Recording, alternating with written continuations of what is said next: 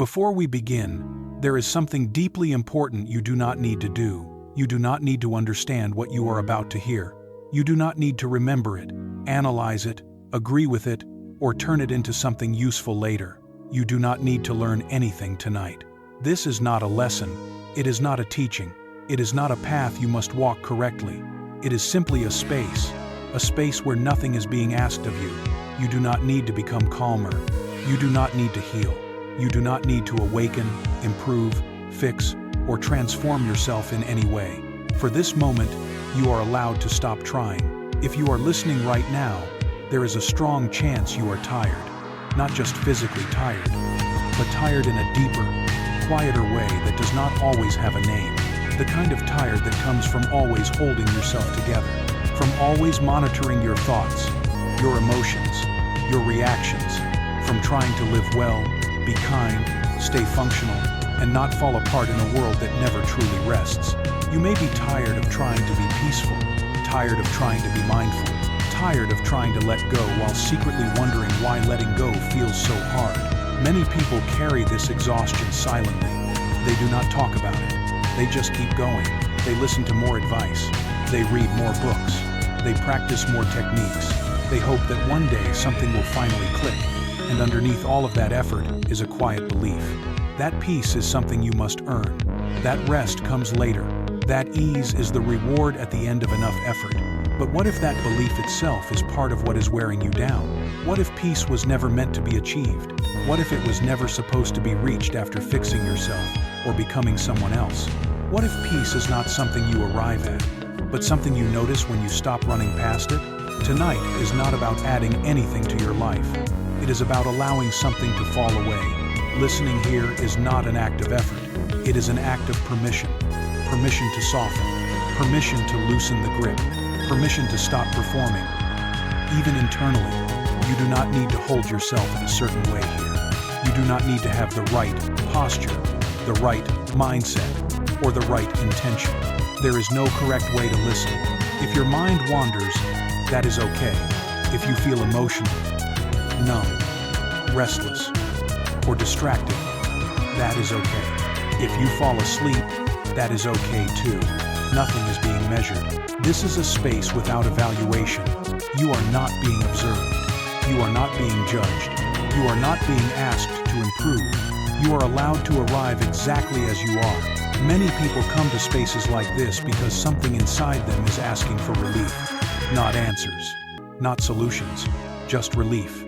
Relief from effort, relief from pressure, relief from the feeling that something is always missing or wrong. If that is true for you, you are not alone.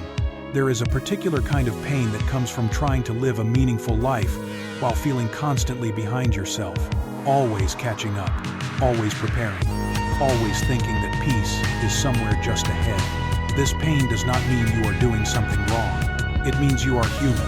You are living in a culture that rewards tension, productivity, and constant becoming. A culture that rarely teaches how to rest without guilt. So rest can feel unfamiliar, even unsafe. You may notice your mind wanting to do something with these words, to extract a message, to turn this into progress. For now, see if you can let that urge soften. There will be time for understanding later. Right now, there is nothing to accomplish. You are not here to learn how to be better. You are here to remember what it feels like to stop trying to be anything at all. If peace feels far away in your life, you are not broken. If rest feels difficult, you have not failed. You have simply been practicing effort for a very long time. What if, just for this moment, you did not need to hold yourself together? What if nothing bad would happen if you loosened, even slightly? What if calm is not something you create, but something that reveals itself when effort relaxes? This is not about forcing stillness. Stillness does not respond to force. It appears when conditions are gentle. You can think of this time as a place to set down what you are carrying, not permanently, just for now. The roles, the expectations, the self-improvement projects, the quiet self-criticism, they can wait. Nothing here is asking you to disappear or detach from your life. Nothing here is asking you to transcend anything. You are simply being invited to rest inside your own experience without fixing it. Notice your breathing. not to control it, not to slow it down. Just notice that it is already happening. Notice that something in you is aware of sound, of sensation, of the fact that you are here. That awareness has not been rushing. It has not been striving. It has been present this whole time. You do not need to chase it. You do not need to improve it. You only need to stop overlooking it. This is not a space of instruction. It is a space of remembering. And remembering does not require effort. So let your body settle in whatever way it naturally wants to. Let your mind be however it is. Nothing needs to change for this to be enough. For the next while, you are invited to listen not with the goal of learning, but with the permission to rest. Let the words come and go. Let the stories unfold. And if something resonates, you do not need to hold on to it. If something does not, you can let it pass. You are safe here. There is no finish line, no achievement, no version of you that needs to appear. Only this moment, only this breath, only this quiet awareness that has been waiting patiently beneath all the effort. And from this place, we can begin, not by going somewhere new, but by gently settling into what has always been here. There is a reason mountains appear again and again in human stories, across cultures, across centuries. People have looked to mountains not because they are dramatic, but because they are steady. A mountain does not move when the weather changes. It does not argue with the sky. It does not chase sunlight or flee from storms. It remains. This does not mean the mountain is untouched. Winds carve it. Rain shapes it. Snow rests on it, then melts away. But beneath all of that movement, something holds. When we speak of the mountain here, we are not speaking of something far away, or mystical, or unreachable. We are speaking of something quietly familiar. The mountain is the part of you that is still present beneath every thought, every emotion, every wave of reaction. Most of us live as if we are the weather. When things go well, we feel calm. When things go wrong, we feel shaken. When life becomes uncertain, our sense of stability disappears with it. We begin to believe that peace depends on conditions, that if work settles down, we will rest. If family issues resolve, we will feel safe. If money becomes predictable, we will relax. If the world becomes less chaotic, we will finally be okay. This belief feels reasonable. It feels practical, but it quietly places your peace outside of you. It tells you that calm is something life gives you when it behaves properly, and life rarely behaves. Modern life, especially, moves fast and changes without warning. Jobs shift, relationships strain, expectations multiply. Information never stops arriving. Social media adds another layer of weather. Other people's opinions, other people's success, other people's urgency. The mind learns to stay alert, always scanning, always reacting, and slowly, without realizing it, we forget the mountain. We identify completely with the weather passing through us. A stressful email arrives, and the body tightens. A conflict at home arises, and the heart contracts. A financial worry appears, and the mind spirals forward into imagined futures. None of this means you are weak. It means you are human in a system that rewards constant responsiveness. But here is the quiet shift this story invites. What if peace does not come from eliminating storms? What if peace comes from recognizing that you are not the storm at all? A storm has movement, noise, urgency, but it also has something else. It has a place where it happens. Storms do not float in nothingness. They move across land, and that land does not panic.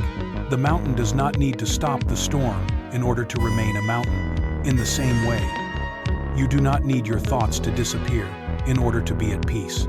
You do not need your emotions to be pleasant. You do not need life to slow down. You need to notice what remains steady while everything else moves. This is not about detaching from your life. It is about changing where you stand inside it. Many people believe that inner peace requires withdrawal, that to find calm, one must leave the world, simplify everything, or escape responsibility.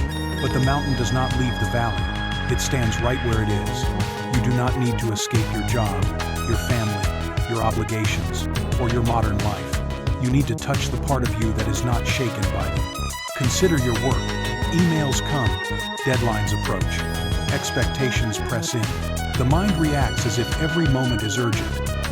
Every task defines your worth. But beneath that urgency, there is awareness, noticing urgency. That awareness is not late. It is not failing. It is not behind. It is simply present. Or consider family life. Love and tension often live side by side. Old patterns resurface. Words land heavier than intended. Emotions rise quickly here because something matters. But even here, beneath the emotion, there is something that sees the emotion. That seeing does not need to fix the feeling to exist. Money brings another kind of weather. Numbers on a screen. Bills. Uncertainty. The mind tries to secure the future by worrying about it. Yet the worrying does not actually stabilize anything. It only pulls attention away from what is steady right now. The mountain does not promise that storms will end. It offers something more honest. It offers steadiness within storms. This steadiness is not numbness. It is not avoidance.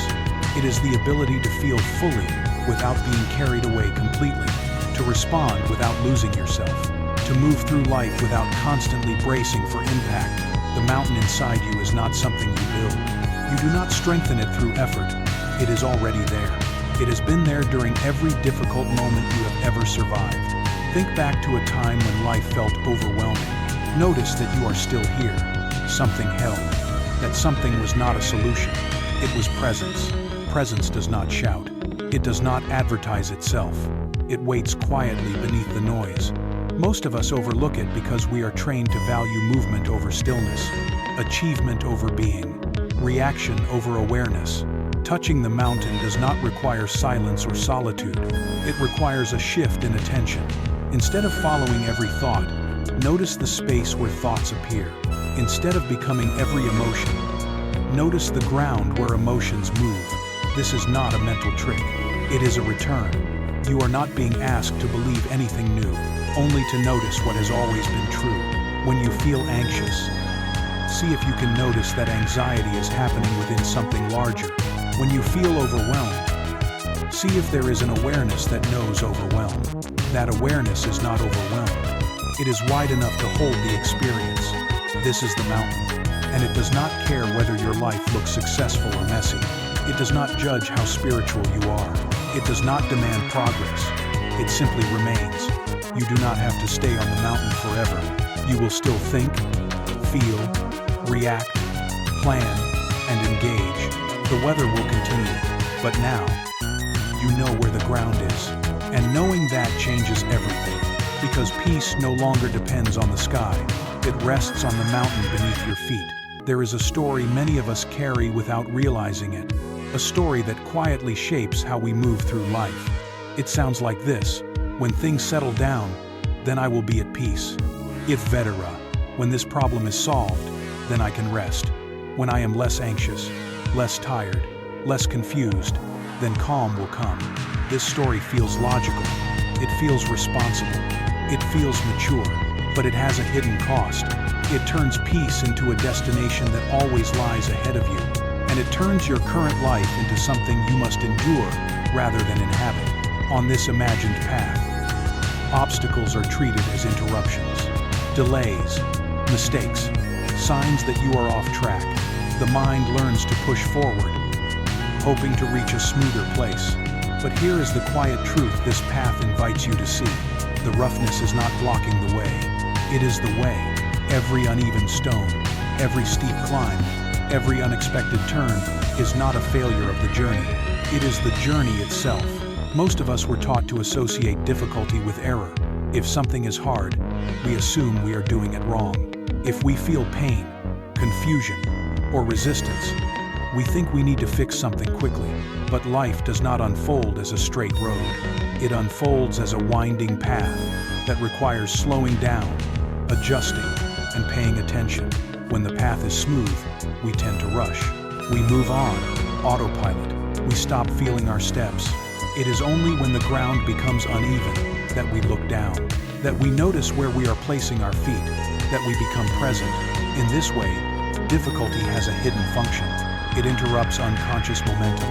A setback forces pause. A loss demands attention. A moment of confusion breaks routine. These moments are uncomfortable, but they are also intimate. They bring you back into contact with your body, with your breath, with the reality of this moment. Think of a time when something did not go according to plan.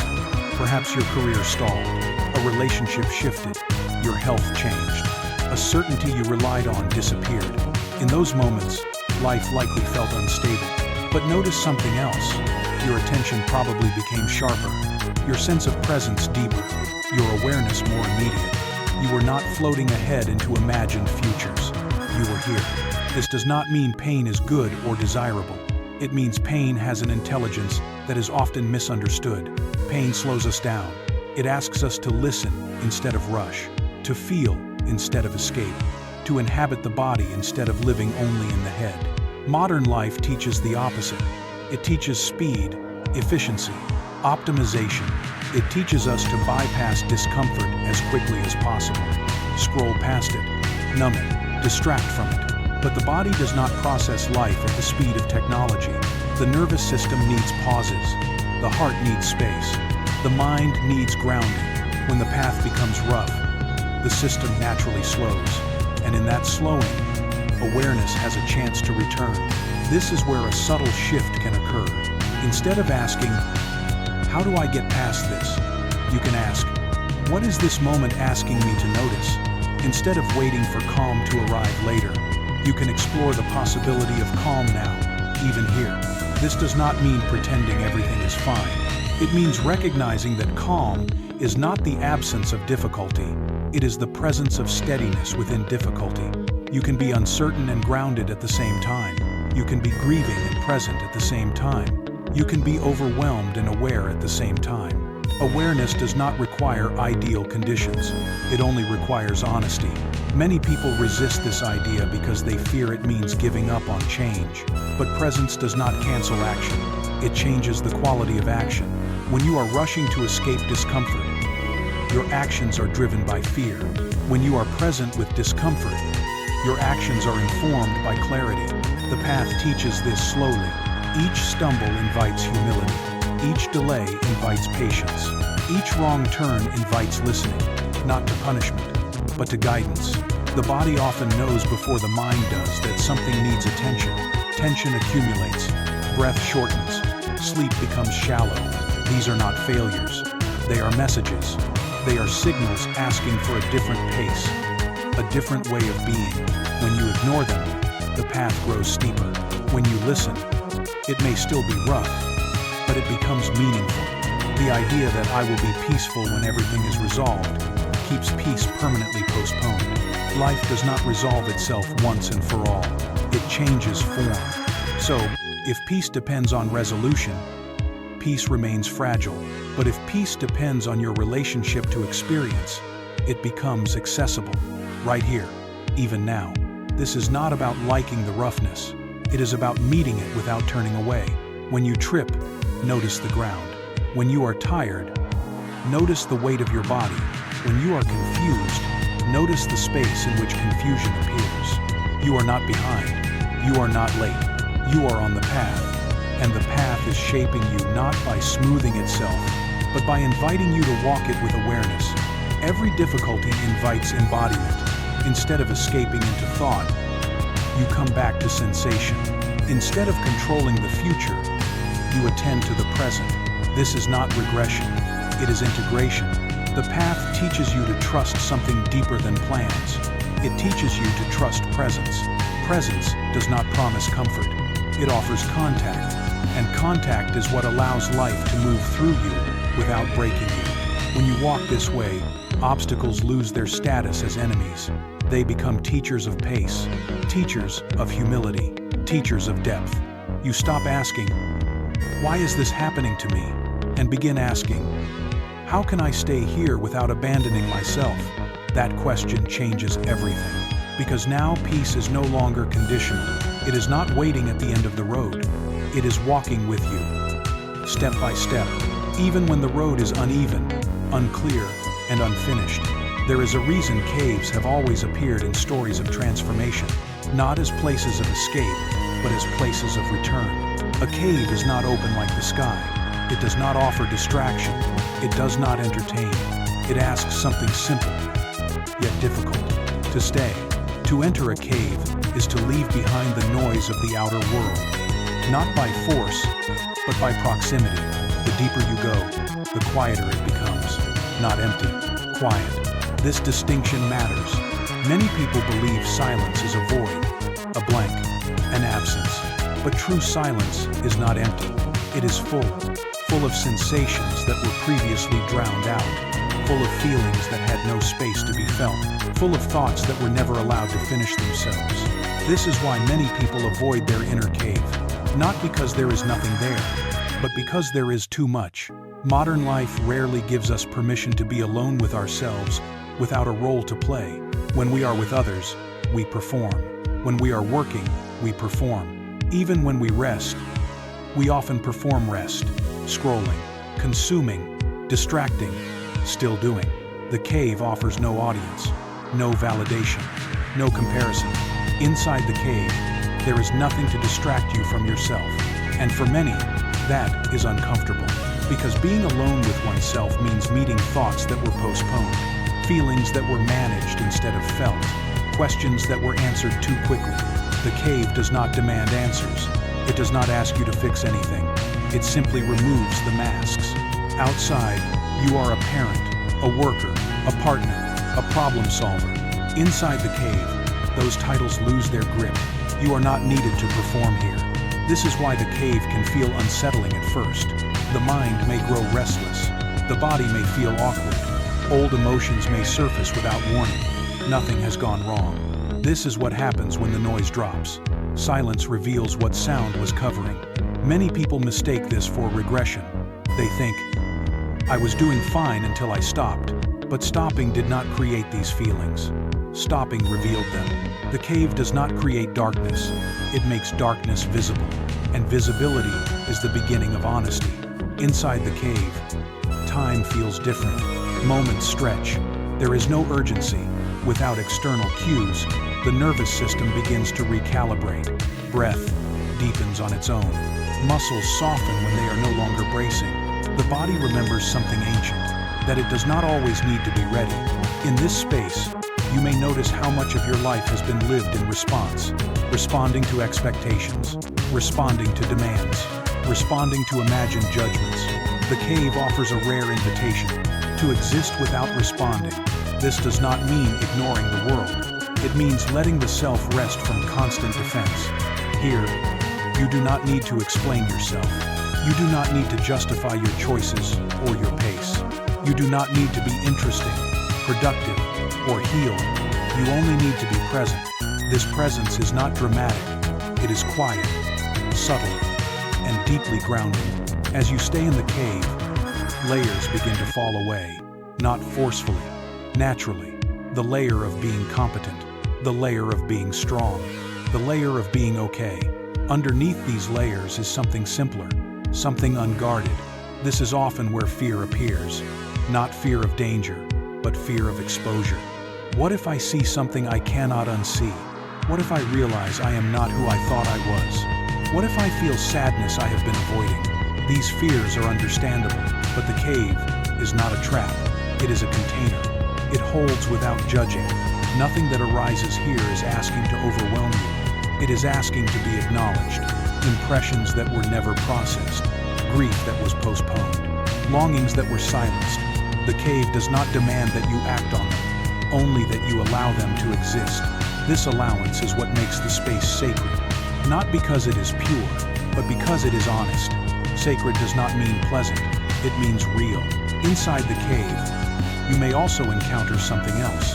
A quiet sense of being, not defined by story, not shaped by memory or future, just being. This is often overlooked because it does not announce itself. It does not feel like achievement. It feels like familiarity, like something you forgot you knew. This being does not need improvement. It does not ask for affirmation. It simply is. And it has been here through every phase of your life, before roles were learned, before identities formed. The cave is where this being becomes noticeable again, not because it appears for the first time, but because the noise has softened enough for it to be felt. Many people leave the cave too quickly. They touch this space briefly, then retreat. The world feels safer when noise returns. But with each visit, something changes.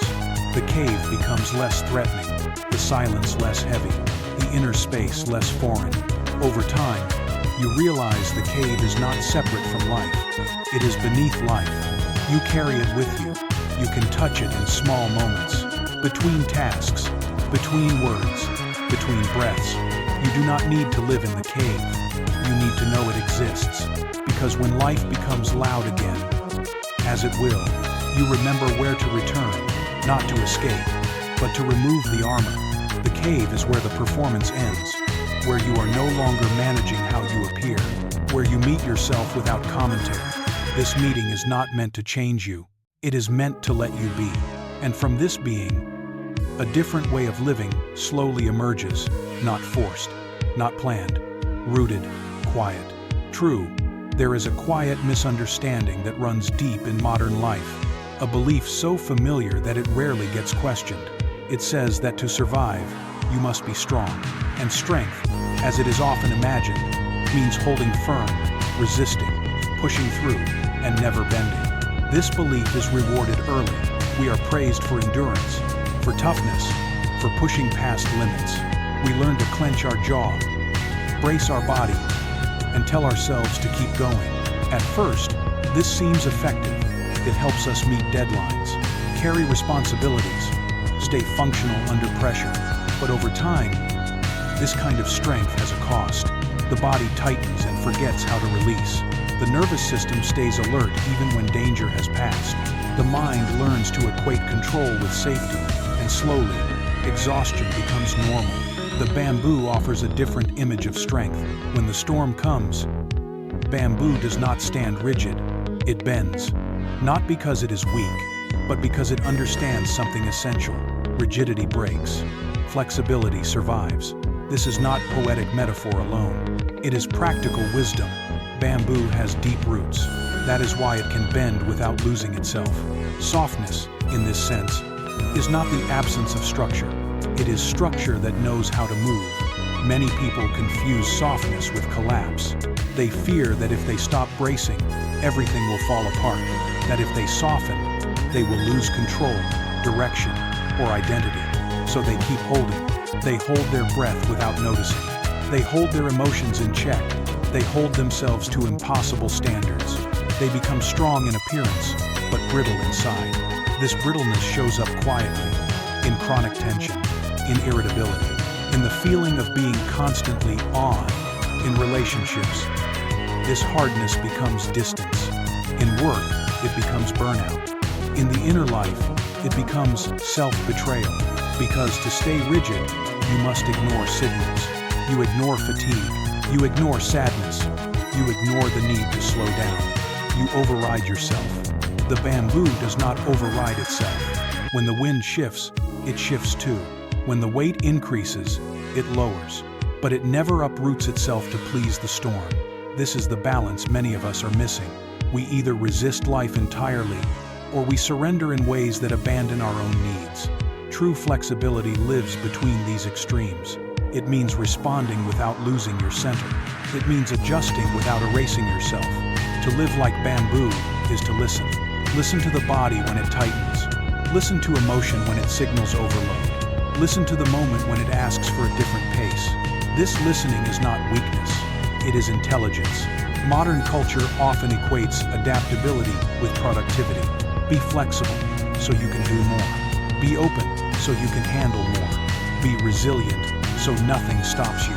But bamboo does not bend to carry more weight indefinitely. It bends to survive. And survival, in this sense, is not mere endurance. It is integrity. Integrity means your inner signals and outer actions are not in constant conflict. When you live rigidly, there is always friction inside, a quiet sense that you are pushing against yourself. When you live with softness, there is alignment. You may still work hard, you may still care deeply, you may still face storms, but you are not fighting yourself while doing it. This is especially important in a world that constantly asks for more speed, more availability, more output. Without softness, the demand never ends. You meet pressure with pressure, and pressure against pressure always creates damage. Softness interrupts this cycle. It introduces a pause between stimulus and response. Instead of immediately hardening, you feel. Instead of reacting, you sense. Instead of forcing, you adjust. This does not mean avoiding responsibility. It means carrying responsibility in a way that does not destroy you. Many people are afraid that if they stop pushing, they will fall behind. But the opposite often happens. When you soften, you become more precise. You stop wasting energy on unnecessary tension. You stop fighting what cannot be controlled. Your actions become simpler, clearer, more sustainable. The bamboo does not rush its growth. It grows steadily, season after season. It does not compare itself to other trees. It does not apologize for bending. It trusts its nature. You are allowed to trust yours. Your sensitivity is not a flaw. Your need for rest is not laziness. Your desire for balance is not weakness. They are signals pointing toward a different kind of strength, one that does not come from force, but from attunement.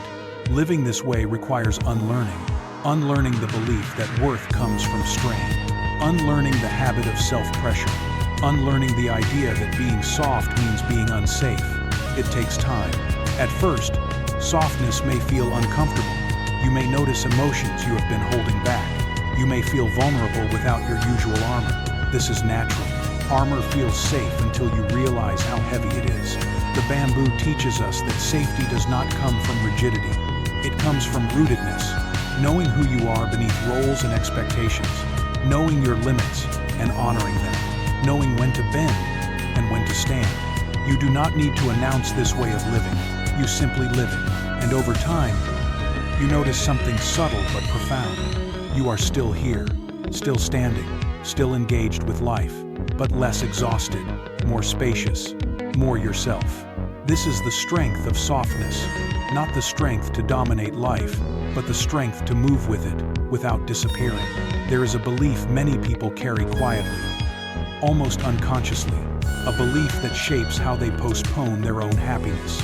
It says, when my life becomes cleaner, then I can be at peace. When things are resolved, then I will allow myself to rest. When the mess is gone, then joy will make sense. This belief feels reasonable. It feels mature.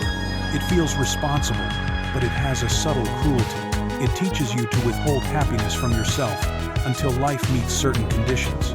Conditions that rarely, if ever, arrive all at once. Life does not become clean. It becomes layered, and the longer you wait for clarity, the longer peace is delayed. The lotus offers a different truth. The lotus does not grow despite the mud. It grows because of it. Without mud, there is no lotus. This is not a romantic metaphor. It is a biological fact. Mud provides nourishment, depth, stability. The flower does not reject the mud. It draws from it. Yet many of us have been taught to see our own mud as a mistake. Confusion, emotional pain, unresolved questions, messy relationships, imperfect choices. We treat these as obstacles to happiness. We tell ourselves, I will feel okay when this is fixed. I will allow joy when I am no longer like this. So we wait. And while we wait, life keeps happening. Moments pass. Small pleasures fade unnoticed. Tenderness gets postponed. We do not realize that by rejecting the mud, we are rejecting the very ground from which growth happens. Mud is uncomfortable. It is heavy. It is not beautiful to look at, but it is honest. It represents the reality of living a human life, a life where things overlap, where emotions are mixed, where clarity and confusion coexist. The lotus does not demand purity from its environment. It adapts. It sends its roots down into what is available. It does not wait for ideal water. It grows where it is planted. Many people believe peace requires emotional cleanliness. No anger, no grief, no resentment, no doubt. But this version of peace is fragile. It can only exist temporarily, and only when life behaves. The lotus teaches another kind of peace, a peace that is not threatened by imperfection, a peace that can coexist with pain. This does not mean celebrating suffering. It means not postponing aliveness until suffering disappears. You can be in the middle of uncertainty and still experience moments of ease. You can be grieving and still notice beauty. You can be overwhelmed and still feel love. These experiences do not cancel each other out, they deepen each other. When you wait for your life to be clean, you miss the chance to live fully inside it. You learn to see happiness as something fragile, easily contaminated by reality. But happiness that depends on perfection cannot last. The lotus blooms precisely because it is rooted in what is real. This invites a reversal of a deeply ingrained belief. Instead of asking, "How do I get rid of this mess so I can be okay?" you might ask, "How can I be present with this mess without abandoning myself?" This question changes everything, because now peace is not conditional, it is relational. It depends not on circumstances, but on how you meet them. Mud is not something to escape, it is something to understand. Emotional messiness often signals depth, sensitivity, care. People who feel deeply often live in thicker mud, more texture, more nuance, more vulnerability. Trying to sanitize this experience removes not only pain, but richness. The lotus does not rush its bloom. It does not fight the water. It grows at its own pace, responding to light when it reaches the surface. In the same way, you do not need to rush your clarity. You do not need to solve your life before allowing yourself to feel alive. Peace does not arrive after the mess. Peace arrives when you stop demanding that life be other than it is. This does not mean resignation. It means intimacy, an intimate relationship with your own experience, including the parts you wish were different. Many people fear that if they accept the mud, they will be stuck in it forever. But acceptance does not trap you, resistance does. When you fight the mud, you sink deeper. When you understand it, you find ground. The lotus does not deny the mud, it uses it. Your confusion can become wisdom. Your pain can become compassion. Your uncertainty can become humility, but only if you allow them to exist without rushing them away. The belief that "I will be happy when everything is resolved" keeps happiness perpetually postponed. Life rarely resolves itself completely, it evolves. So if happiness waits for resolution, it waits forever. The lotus shows that life does not need to be clean to be meaningful. It needs to be lived. There is a quiet longing many people carry. The desire for control, not domination, not power over others, but control in a subtler form. The wish that life would behave, that emotions would stay within acceptable limits, that plans would unfold as imagined. This longing is understandable. Control feels like safety. Structure feels like certainty. Predictability feels like peace. But there is a point where the search for order turns against us. When control becomes absolute, suffering begins. The sand garden offers a different way of seeing. At first glance, a sand garden appears perfectly ordered. Raked lines, carefully placed stones, deliberate emptiness. But this order is not rigid. The lines are temporary. The sand shifts with wind and rain. The garden must be remade again and again. Order here is not permanent. It is practiced. And just as important, it exists in relationship with chaos. Without shifting sand, there is no garden. Without disruption, there is nothing to rake. This is the paradox many of us struggle to accept. We want order without disorder, stability without uncertainty, clarity without confusion. But life does not offer these as separate options. Order and chaos are collaborators. Chaos brings movement. Order gives form. Chaos introduces change. Order allows integration. When we try to eliminate chaos completely, life becomes brittle. A plan that cannot bend breaks. A family system that allows no disruption suffocates. A mind that demands certainty collapses under ambiguity. Absolute control promises peace but delivers tension, because control requires constant vigilance. The moment you relax, something might go wrong. So the nervous system never truly rests. This shows up subtly in families. Control often appears as over-functioning. One person carries the emotional load, manages harmony, prevents conflict. On the surface, things look stable, but beneath, resentment grows, authenticity shrinks, connection thins. The system looks ordered, but it is fragile. In work, control often appears as rigid planning, Every outcome predicted, every risk minimized, every variable accounted for. This can be effective in the short term, but when reality inevitably deviates, stress spikes, people blame themselves or blame others. Instead of adapting, they tighten control. Burnout follows. In personal life, control often appears as a fixed story. This is who I am. This is how my life should look. This is the timeline I must follow. When reality diverges, suffering emerges. Not because change is wrong, but because flexibility was never allowed. The sand garden teaches a quieter skill: how to participate in order without mistaking it for permanence. The gardener rakes the sand carefully, knowing it will not last. There is intention without attachment. This is a rare balance. To care deeply, but not cling. To plan, but not demand. To shape, but not dominate. This balance creates a different quality of calm. Not the calm of certainty, but the calm of responsiveness. Responsiveness rests on trust. Trust that you can meet what arises, even if it is not what you planned. Trust that chaos is not an enemy, but a messenger. Chaos shows where structures are too tight, where expectations are unrealistic, where life is asking for adjustment. When chaos appears, most people panic. They rush to restore order as quickly as possible. But not all disorder needs to be fixed immediately. Some disorder needs to be understood. In the sand garden, an unexpected mark in the sand is not always erased. Sometimes it is incorporated. A new line emerges. A new pattern forms. The garden evolves. This is a powerful metaphor for inner life. Thoughts do not always align. Emotions do not arrive neatly. Motives contradict each other. Trying to force inner harmony too quickly creates suppression. Suppression looks like calm, but it is unstable. True integration takes time. It allows complexity. It allows contradiction. Order in this sense is not about uniformity.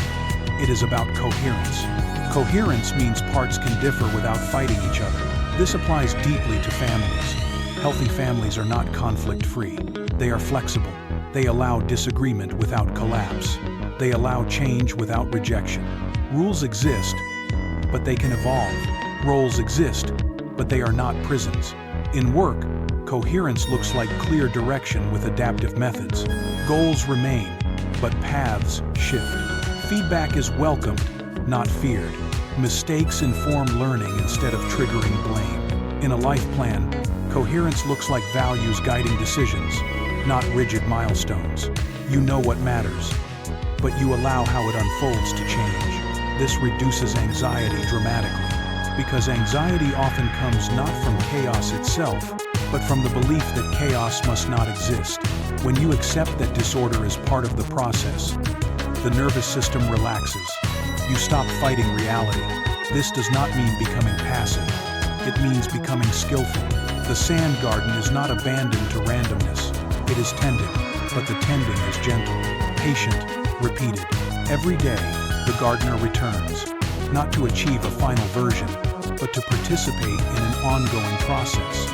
This attitude can transform how you relate to your life. You stop asking, "How do I lock this down?" and begin asking, "How do I work with what is here today?"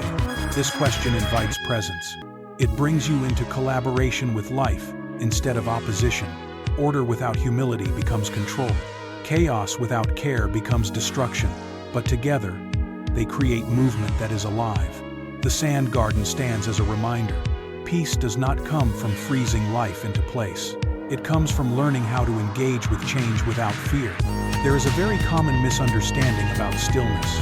Many people believe that the mind is only calm when there are no thoughts. That peace exists only when the mind is empty.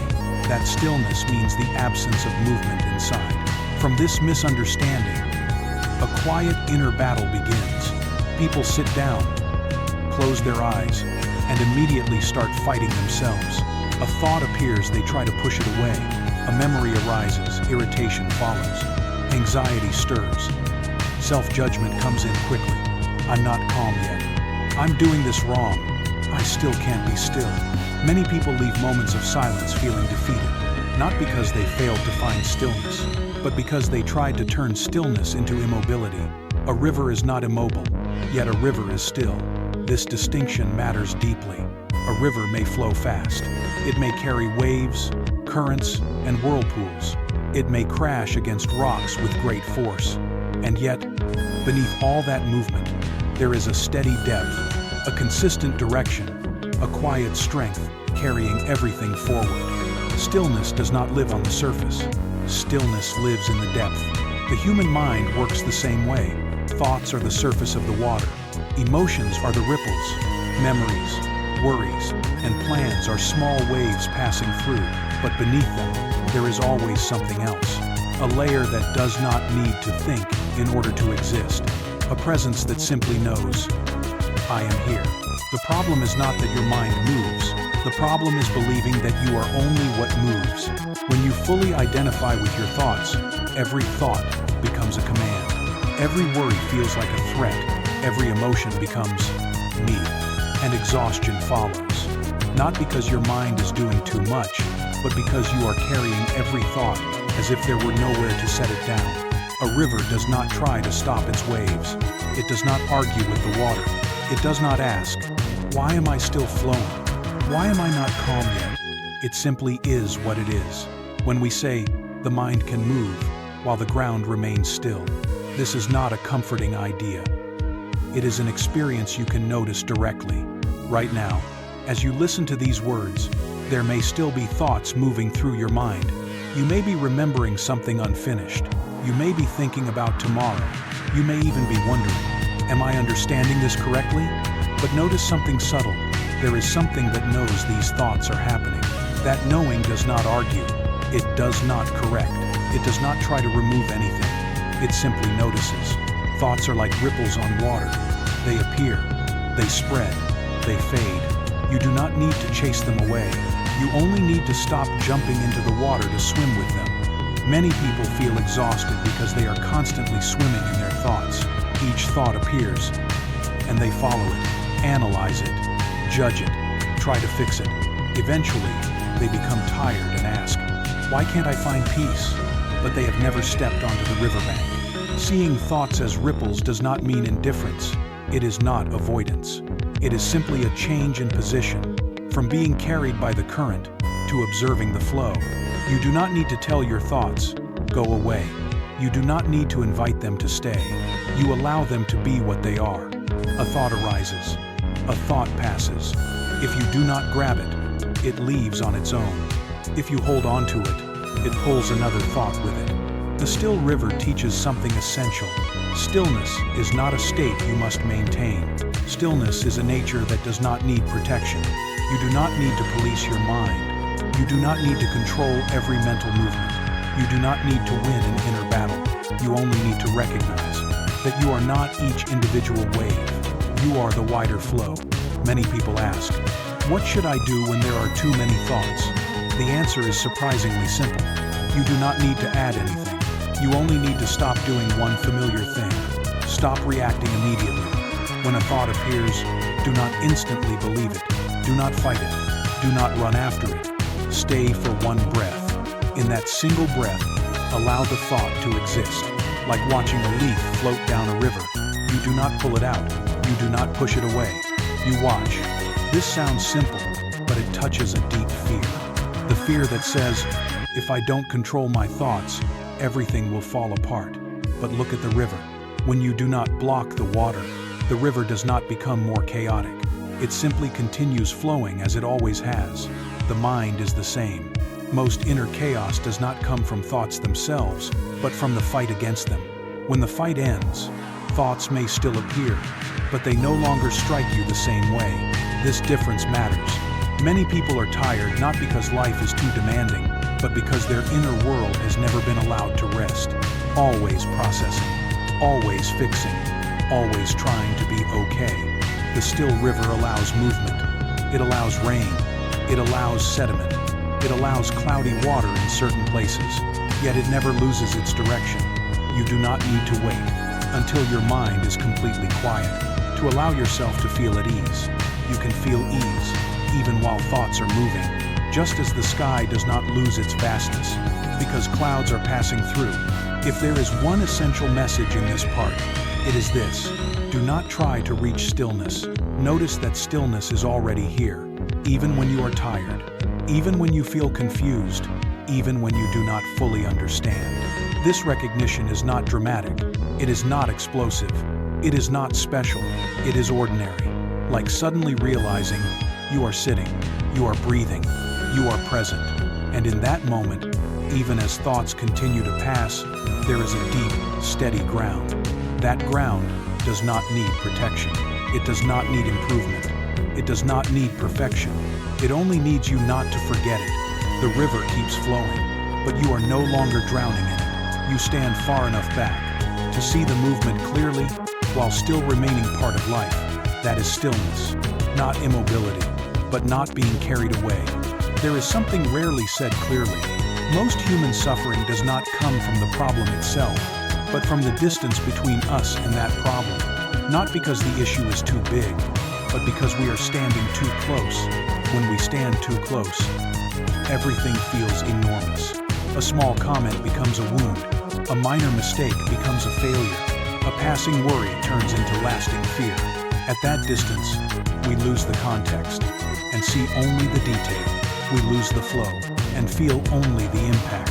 An eagle does not hunt by crashing headfirst into the ground.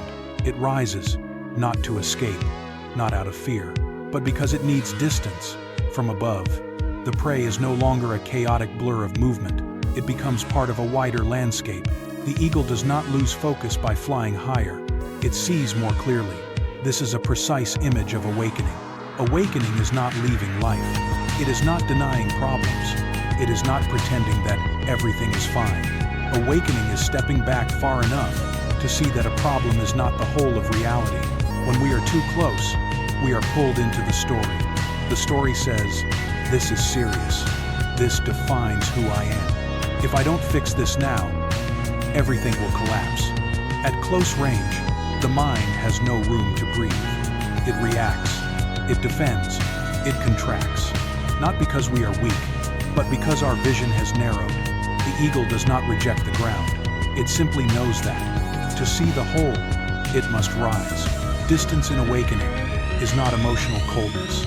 It does not make us indifferent, it makes us clear.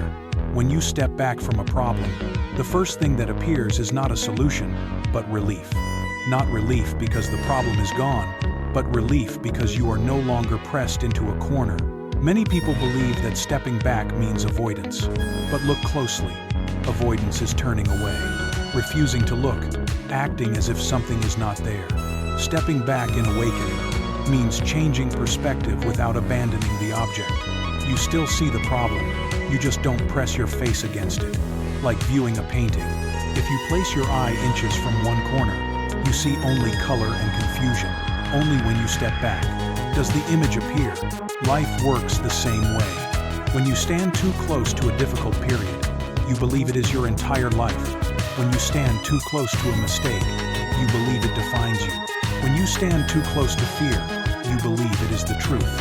An eagle does not overthink. When it needs to rise, it moves instinctively. Humans are different. We are often taught that facing life means charging in. Think harder, analyze deeper, solve completely. But some problems do not need more analysis. They need more distance. When you are inside a wave, you cannot see where the current is carrying you. But when you rise just a little, you see the direction of the flow. Awakening is the moment. You realize you are inside the story and that you can step out for one beat, not to deny the story, but to avoid being consumed by it. At this distance, you begin to notice things that were hidden before. You see that this problem has a history. It did not appear out of nowhere. It involves many factors, not just you.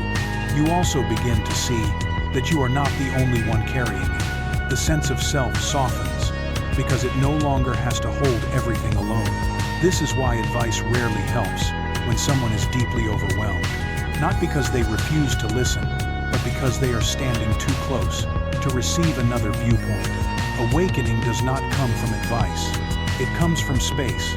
Space between you and your thoughts. Space between you and your emotions. Space between you and familiar roles. When an eagle flies high, it does not lose connection with the ground. It simply does not let the ground fill its entire field of vision. This distinction is subtle and essential. Awakening does not require you to abandon responsibility, to leave relationships, to withdraw from life. It only asks that you stop mistaking one part for the whole. When you step back far enough, you begin to see what was previously blocked. You see that you have survived difficult periods before. You have made mistakes and continued living. You have been afraid and still moved forward. These memories do not surface when you are pressed against the present moment. They appear when there is space. That space is not irresponsibility. It is the intelligence of perspective. An eagle does not remain high forever. When the moment comes, it dives with precision. Distance does not slow it down. Distance makes it accurate. Awakening works the same way. When you see the whole picture, your actions become less rushed, less reactive, less defensive. You act not to escape, but to respond. Not to prove something, but to align. Many mistakes in life are born from standing too close, speaking before stepping back, deciding before seeing wider, concluding before breathing. Awakening does not ask you to wait endlessly. It simply invites you not to decide while your vision is contracted. If there is one essential message in the image of the eagle, it is this: you can always change your perspective, even when you cannot change your circumstances. The circumstances may still be there. The problem may not be resolved. The emotions may still move, but the distance has changed. And when distance changes, experience changes. The problem no longer sits on top of you. It rests within your field of view. Not smaller, but properly placed. Awakening does not make life instantly easier, but it makes life wider. And within that wideness, there is room to breathe, room to choose, room for compassion, for yourself and for others. The eagle does not need to erase the ground in order to fly. You do not need to erase your problems in order to feel at ease. You only need to rise high enough to see that you are not as trapped as you thought. There is a quiet wish many people carry, the wish to live a life without pain, not necessarily full of great joy, just without hurting, without being wounded, without loss, without touching what feels uncomfortable. This wish sounds reasonable, human, understandable, but it rests on a false assumption. The assumption that there is a life made only of ease. A rose has never existed that way. A rose blooms with thorns, not because it is imperfect, but because this is the structure of life. We often look at the flower and forget the thorns, or we see the thorns and resent the flower. But the two have never been separate. In human life, beauty and pain are not two phases that follow one another. They exist at the same time. Deep joy opens the capacity for deep pain. True attachment carries the risk of loss. Real love always includes the possibility of being hurt, not because we failed, but because we are alive. Many people enter the healing journey with a quiet hope that one day they will no longer feel pain. They try to fix memories, to remove emotions, to become a more okay version of themselves. Less sensitive, less affected, less touched. What they often do not see is this: when we try to erase pain, we also shrink our ability to touch beauty. A flower without thorns is not a rose, it is something else. A human being without pain is not someone who has matured, it is someone who is closed. Maturity is not numbness. It is not, I'm used to it, so it doesn't hurt. It is not growing a thick shell. Maturity is the courage to touch both the flower and the thorn without betraying oneself. To love knowing loss is possible. To attach knowing pain may come. To live fully without guarantees. This is not recklessness. It is a quiet form of bravery. A rose does not apologize for having thorns. It does not blame itself for scratching when someone grips it too tightly. Thorns are not a flaw. They are boundaries. Much of human suffering comes from failing to distinguish between natural pain and pain created by resistance. Natural pain is unavoidable when we live, love, and lose. Pain created by resistance is what we add. When we believe we should not feel pain, we tell ourselves, why does this still hurt? Why haven't I moved on? What's wrong with me? These questions do not heal, they tighten. A rose does not ask, why must I have thorns? It simply exists fully as it is. Healing, in its deeper sense, is not about making pain disappear. It is about expanding capacity.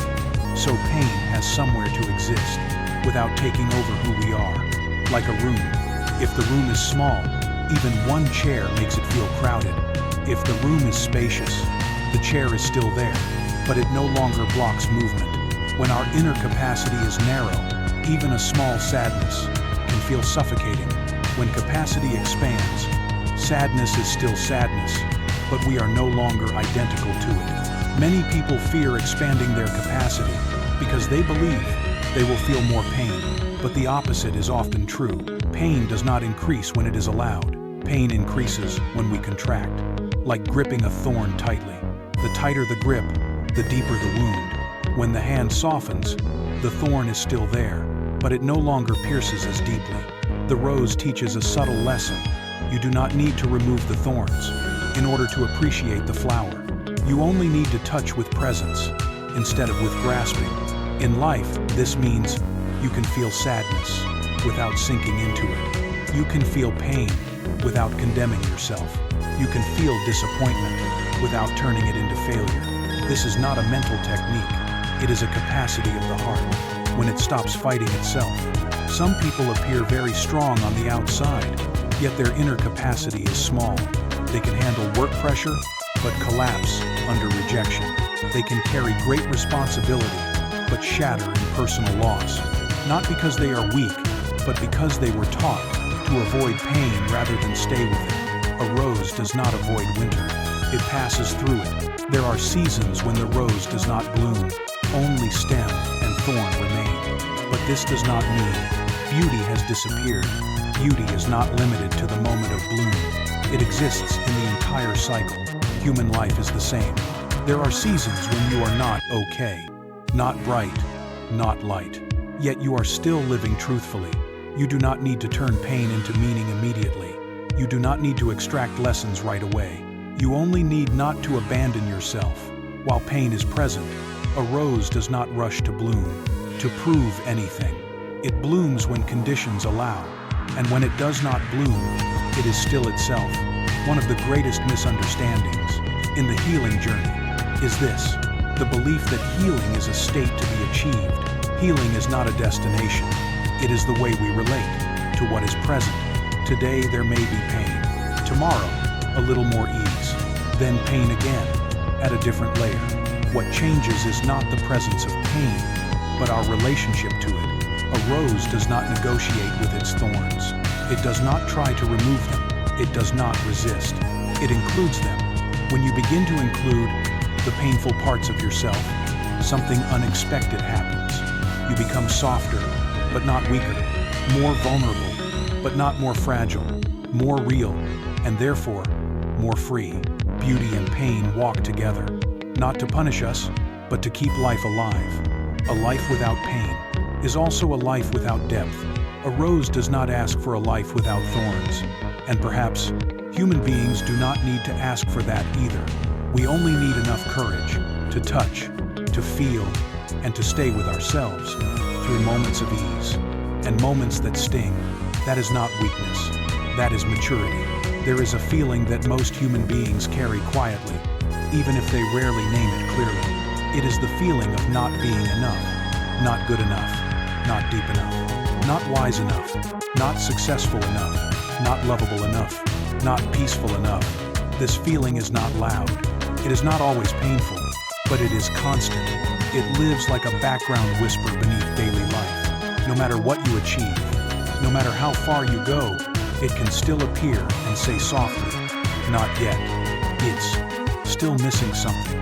You need more. Many people believe this sense of lack comes from who they are, that something inside them is unfinished, that they need to be fixed, improved, transformed into someone else. But the full moon has never needed fixing in order to be whole. The moon does not become full through effort. It does not try harder to be complete. It is simply seen from a different angle. This matters deeply. The feeling of lack does not come from our nature. It comes from our point of view.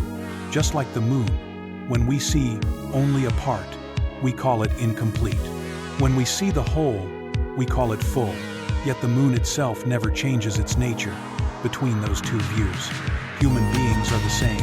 You do not become more complete by achieving something. You simply stop believing that you are incomplete. The belief, I am not enough, is not a truth.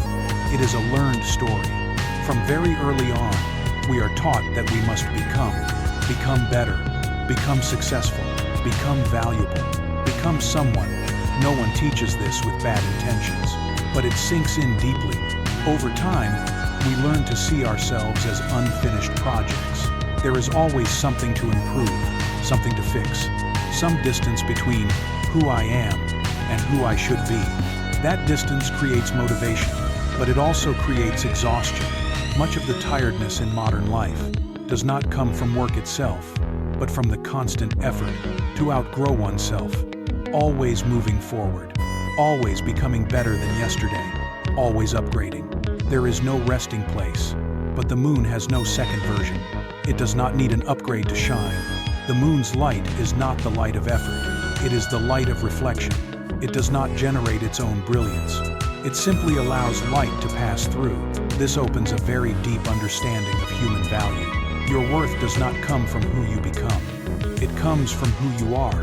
But being sounds too simple, so the mind distrusts it. The mind is trained for progress, for goals, for comparison. It asks, if I don't become something, then what am I doing? If I'm already enough, will I lose motivation? If I stop striving, will I stagnate? These questions make sense in a world built on achievement, but they are based on a major misunderstanding, that wholeness and growth are opposites. The full moon does not stop moving. It continues through its cycles. It changes position. It influences the tides, but it does not do any of this to become more full. Human beings can learn to live this way too. You can still learn, still work, still grow, but not from the belief that I am lacking. Instead, you move from curiosity, from joy, from the natural impulse of life to express itself. When you believe you are lacking, every effort carries tension. You learn to fill a gap. You work to compensate. You love to be validated. When you know you are already enough, movement becomes lighter. You learn because you enjoy learning.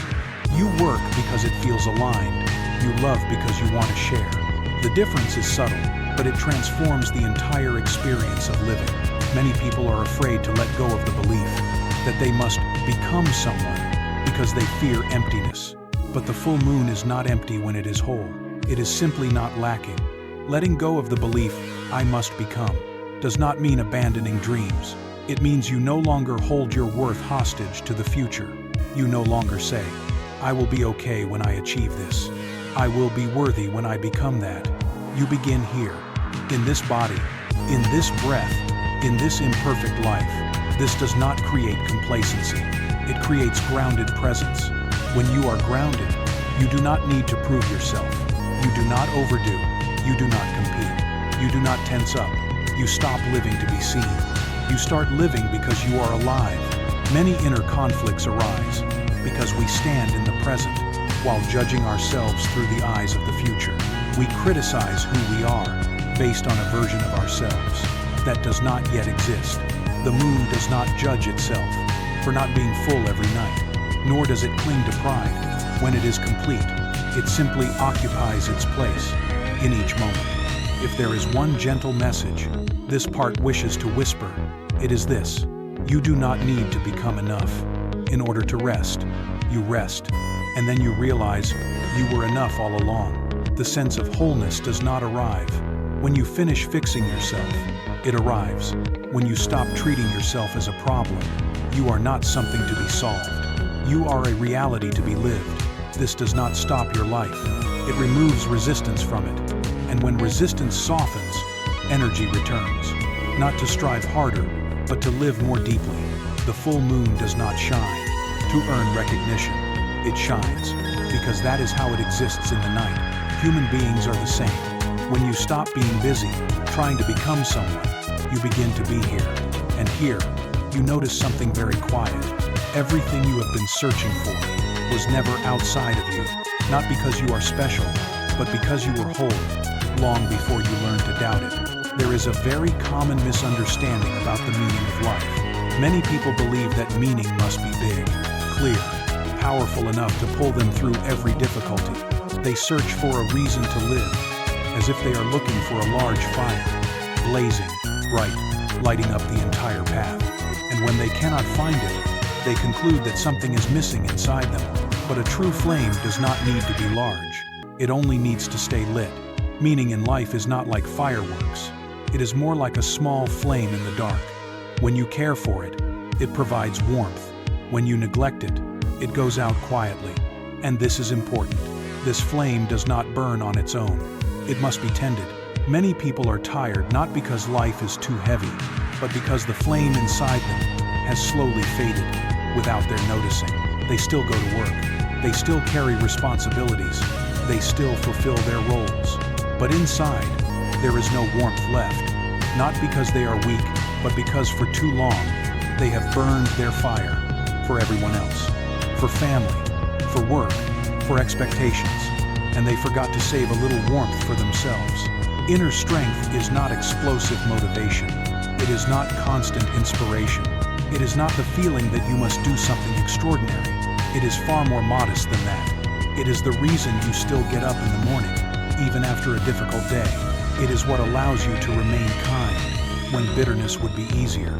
It is the thin thread that keeps you from abandoning yourself. This flame does not need to burn brightly all the time. In fact, no flame can burn fiercely forever without destroying itself. A large fire consumes quickly. Inner strength works the same way. People who live in constant intensity are often the ones who burn out first.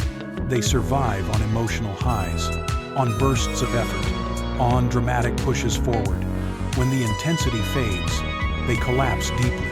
A sustainable flame is one that knows how to grow smaller when needed, one that can smolder, one that can wait, one that does not need to perform. The meaning of life does not always give you excitement. Often, it gives you something quieter, endurance with direction, endurance without despair, endurance without self-contempt, endurance that still knows, I am living for something. That something does not need a beautiful name. It can be very ordinary, caring for someone, doing something decent when no one sees, keeping a promise to yourself, even when no one is checking. Inner strength lives on very human things, not on grand philosophies, not on impressive goals, but on the habit of tending the flame, like someone watching over a kitchen fire in the past. No need for large logs, just consistency, just timing. In modern life, many things slowly weaken the flame. Constant comparison, pressure to be better, the belief that you must always be improving. These are like cold winds. They do not extinguish the fire immediately, but they make it fragile. Nurturing inner strength is not about forcing positivity. It is not about always thinking bright thoughts. It is about knowing when to add fuel and when to shield the flame. Some days, fuel means rest. Some days, fuel means telling the truth about how you feel. Some days, fuel means saying no to something, even when you could say yes. A flame does not understand the word should. It only understands staying alive. Many people extinguish their own inner fire by living against its rhythm. They force themselves to continue when the flame is already weak. They accuse themselves of laziness when they are simply depleted. A flame does not need to be pushed. It needs to be listened to. Listening to the body when it is tired. Listening to the mind when it grows heavy.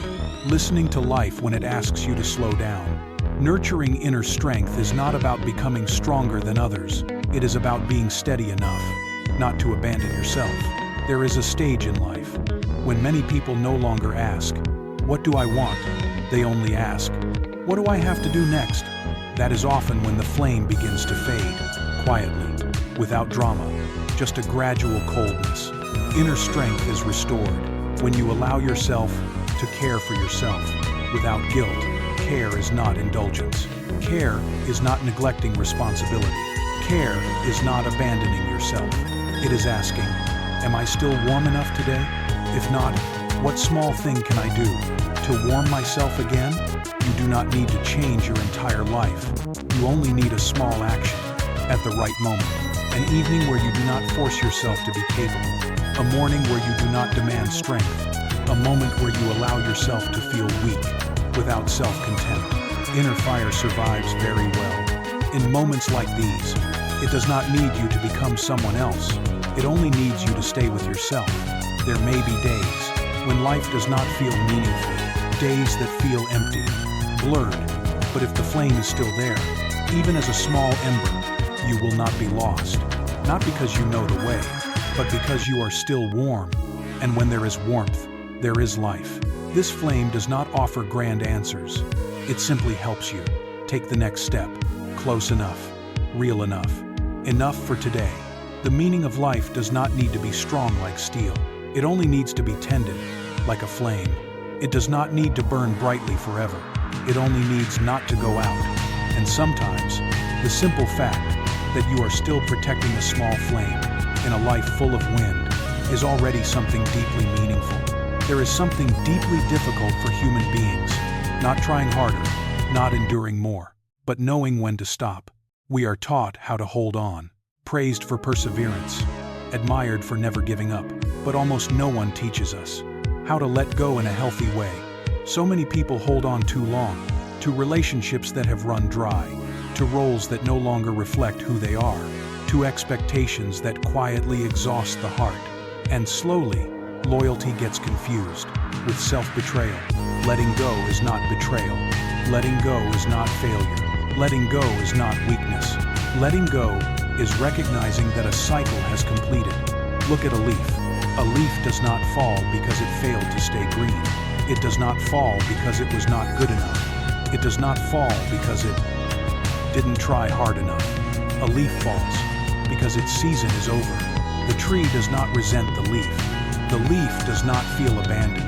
Everything happens within a natural order, without drama, without blame. But humans are different. We cling. Even when all the signs are clear, we hold on. Because we are afraid of loss. Because we fear emptiness. Because we believe that if we let go, there will be nothing left of us. What we fail to see is this: holding on too long is often what drains us the most. Letting go does not erase what once mattered. It does not deny the love, the effort, the years lived sincerely. It simply says, this has finished its work in my life. And that realization does not need tragedy. Many people cannot let go of a relationship, not because love remains, but because truth has not been accepted. The truth that two people are no longer moving in the same rhythm. Letting go in relationships does not mean forgetting. It does not mean hatred. Sometimes, letting go is very quiet. It looks like no longer explaining yourself, no longer waiting to be understood, no longer hoping the other person will change so that you hurt less. Letting go begins when you stop asking, why can't they? And start asking, what is this doing to me now? Some relationships do not end with goodbyes, but with awakening. You realize you can no longer trade your inner peace for a connection that no longer meets you, and you allow the leaf to fall. Letting go of expectations is even harder than letting go of people, because expectations often disguise themselves as hope. Hope that you will be seen. Hope that your effort will finally be acknowledged. Hope that if you try just a little more, everything will change. But some expectations quietly become burdens. The burden of proving yourself. The burden of pleasing others. The burden of becoming a version of yourself that was never truly yours. Letting go of expectations does not mean abandoning dreams. It means releasing the belief that your worth depends on someone else's response. When this belief dissolves, breathing changes. Life softens. The body relaxes. You stop living to be accepted. You begin living without betraying yourself. Letting go of the ego is the deepest layer of all. The ego clings to identity, to titles, to stories about who I am. The ego fears most admitting, maybe I was wrong, maybe I don't need to be this way. Recorded, maybe I don't need to keep proving myself. Letting go of ego does not make you smaller, it makes you spacious. Spacious enough to not need to be right. Spacious enough to not need to win. spacious enough to not need to always appear strong. Those who cannot release ego end up fighting everything: other people, circumstances, and eventually, themselves. Those who let ego soften no longer need to tense. They do not need to be someone. They only need to be here. A falling leaf does not weaken the tree. It allows the tree to conserve energy for what comes next. Humans are no different. Letting go of what has ended its season does not empty life. It creates healthy space, space to breathe, space to heal, space for something new to arrive. But when we cling to everything, life becomes crowded, the mind becomes heavy, and nothing new can enter. Letting go does not require announcements, no explanations to the world. Sometimes it is only a quiet decision inside, a morning when you no longer want to force things, a moment when you choose not to react, a breath where you allow yourself to stop. That is when the leaf falls. No noise, no witnesses, but deeply real. The art of letting go is not letting go of everything at once. It is letting go of the right thing at the right time. Some things need holding, some things need releasing. Wisdom is not in holding or letting go, but in knowing the difference. And that knowing does not come from thinking. It comes from being still long enough to listen to your body and your heart. When something consistently makes you contract, that is a signal. When something requires constant tension just to survive, that is a signal. When something takes more than it gives, that is a signal. A leaf does not ask permission to fall. It listens to the season. You can do the same. You do not need permission to let go. You do not need to be understood. You do not need to be right in anyone else's eyes. You only need to be honest with yourself. Letting go is not the end of life. It is the end of a chapter. And when that chapter closes, you do not lose what you live. You carry its ripeness forward. Just as the tree carries the nourishment of the leaf that once was green. And when the time is right, a new season arrives, not because you forced it, but because you became light enough to receive it. There is a familiar paradox on the path toward inner peace. The more you try to reach it, the farther it feels. The harder you work to become calm, the more restless the mind becomes. The more you try to practice correctly, the tighter everything feels inside. This does not mean you are doing something wrong. It means peace is not something to be achieved. Peace is like a stream. If you lower your hands gently, the water flows through your fingers. If you grasp tightly, the water disappears. Many people come to meditation or inner practice already exhausted. They want peace to reduce pain, stillness to stop the thinking, calm to escape worry. This intention is deeply human, but when it is not seen clearly, it becomes another form of tension. We replace the tension of daily life with spiritual tension. We strain to let go, strain to be calm, strain to stop thinking, and then we feel discouraged. When thoughts remain, when worry returns, when peace does not arrive, but a stream does not flow because you tell it to. It flows because flowing is its nature. Peace is the same. It does not appear. When you force yourself into a state, it appears. When you stop forcing, trying to achieve peace is what causes it to vanish. Not because effort is wrong, but because peace does not live inside effort. It lives inside gentle release. Like breathing, you do not need to learn how to breathe. You only need to stop interfering. Many people practice with a hidden pressure. I must do this right. I must make progress. I must get results. That pressure tightens the mind before it ever has a chance to settle. True practice is not like physical training. There are no milestones, no achievements. It is like sitting beside flowing water and simply being there, not correcting the stream, not directing it, not demanding anything. When you can distinguish between practice and forced effort, everything changes. Forced effort always aims at a future state. I must reach this condition. I must eliminate thoughts. I must be peaceful. True practice aims nowhere. It is simply non-resistance to what is present. If there are thoughts, you know there are thoughts. If there is tension, you know there is tension. No extra story about doing it wrong. Peace does not come when thoughts disappear. Peace comes when you stop fighting thoughts. A stream does not need still water to be called a stream. It flows with ripples, with eddies, with stones beneath. Stillness is not immobility. Stillness is not being carried away. Many people confuse stillness with numbness. They believe they must become empty, blank, free of inner movement. But that is not stillness. That is shutting down. A peaceful stream is alive.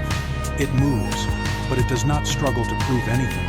When you stop trying to achieve peace, peace finally has space to appear. Not as excitement, not as bliss, but as a background presence. This presence may be subtle, thin, almost unnoticeable, yet it is enough to keep you from being swept away by every emotional wave. Practice is not about creating extraordinary experiences. It is about recognizing the ordinary that has always been here. Breath moving in and out, the body sitting here, sounds arising and fading. Nothing needs to be achieved. Only the interference needs to stop. There will be days when you sit and the mind feels chaotic. If you think, "Today I failed," you have stepped out of the stream. If you simply notice, "Today the mind is restless," and remain present, you are still in the water. True practice does not divide days into good or bad. There are only honest days, tired days, confused days, empty days, and through all of them, the stream continues to flow. Peace is not a reward for those who practice well.